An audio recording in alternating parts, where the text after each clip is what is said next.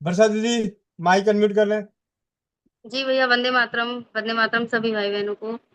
भैया, एक माता जी हैं, उनके जैसे वही किडनी की प्रॉब्लम है और बीपी उनका बहुत ज्यादा है। बीपी तो अभी कंट्रोल में नहीं आया, लेकिन उनका जैसे क्रिटेनाइन उनका 5.8 था। तो वो धातु स्रावित जल ले रही हैं, 1 डेढ़ महीने से ले रहे हैं लगातार। तो उनका अब क्रिटेनाइन 4.8 हो गया है। और जो कोलेस्ट्रॉल उनका एकदम नॉर्मल आया है।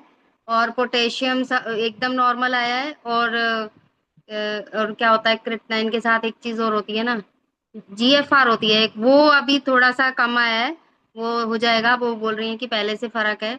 और वो पहले इसके अलावा जो भैया जैसे वो हमेशा बेड पे रहते थे, तो थोड़ा एक्टिव हो गए हैं पहले से। अपना अपने जो काम है वो थोड़ा बहुत वो खुद से कर लेते हैं, पहले थोड़ा ज्यादा बेड पे रहते थे।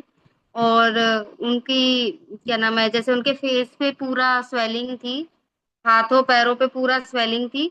तो वो स्वेलिंग पूरी चली गई है।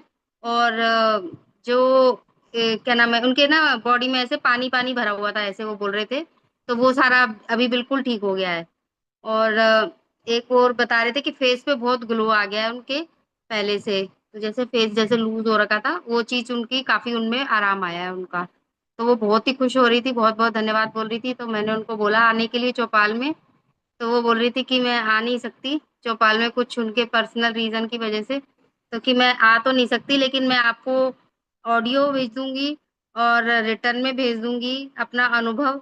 लेकिन मैं चौपाल में नहीं आ पाऊंगी, कुछ उनके पर्सनल रीजन की वजह से। मैंने कहा कोई बात नहीं है, मैं आपका अनुभव तो शेयर कर देती हूँ, तो आप फिर अपना ऑडियो और रिटर्न में वो भेज देंगी जल्दी।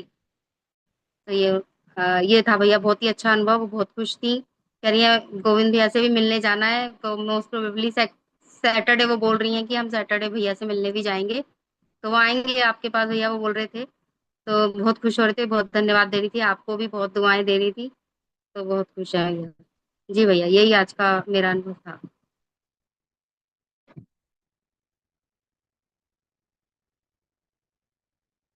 अपना ही माइक बंद करके बोले जा रहा हूँ।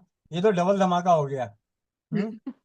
और ये वाकई अनोखा, और अभी जो आप सुनने वाले हैं, तो आप में से किसी और को कुछ कहना है तो कहें, क्योंकि अपनी जो ऑडियो है उसके बाद सुनते सुनते वो आधी फिल्म निकल जाएगी, आधी चौपाल खत्म हो जाएगी।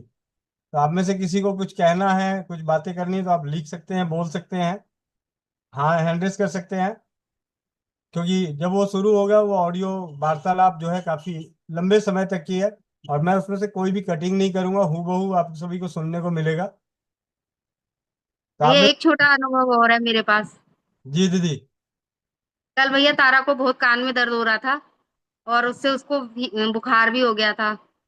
तो मैंने उसके वही कान में, वही सरसों के तेल में लहसुन गरम करके वो तेल डाला था उसके कान में। और 5-7 मिनट में ही उसका दर्द बिल्कुल ठीक हो गया।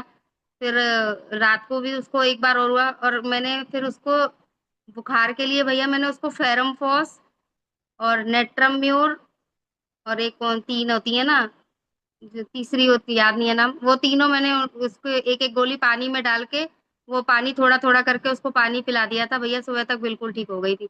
मतलब चंद घंटे ही उसको बुखार रहा। बहुत कम, 3-4 घंटे ही बुखार रहा होगा, रात को शायद रहा होगा। पर सुबह जब वो उठी तो बिल्कुल ठीक थी। तो एकदम, और कान में दर्द भी अब आज बिल्कुल नहीं हुआ उसके। जी दीदी, बहुत बहुत धन्यवाद।